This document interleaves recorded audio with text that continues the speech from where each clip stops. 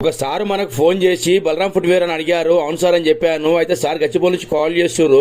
అయితే సార్ ఏమన్నారంటే వైజాగ్ నుంచి మా నాన్న మీ వీడియో చూసి చెప్పులు పంపించారు బాబు అని చెప్పారు. సార్ మీ షాప్ దగ్గర తీసుకురమ్మని చెప్పాను. సార్ షాప్ దగ్గర తీసుకొచ్చారు. తెచ్చిన తర్వాత నన్ను చూస్తుంటే మాత్రం సార్ ఇది రెగ్జిన్ సార్, చేయలేము దీన్ని మనం అని చెప్పాను. అయితే సార్ ఏంటంటే సార్ వాళ్ళ నాన్న మీద చాలా ప్రేమ ఉన్నట్టుంది. లేదు బాబు డబ్బుల గురించి ఇది లేదు, మీరు ఇలాగనే చెయ్యండి అని చెప్పారు. నేను అప్పటికే 4 సార్లు చెప్పాను సార్ రాదు సార్ అని చెప్తే కూడా సార్ ఏమన్నారంటే లేదు చేయండి, మీరు మా నాన్నగారు వీడియో చూసి పంపించారు నా దగ్గరికి అని చెప్తే ఓకే అని తీసుకున్నాను. ఇది చేస్తే అండి చెప్పులు ఇలా అయ్యాయి. కానీ సార్కి వాళ్ళ నాన్న మీద ప్రేమ మామూలుగా లేదు.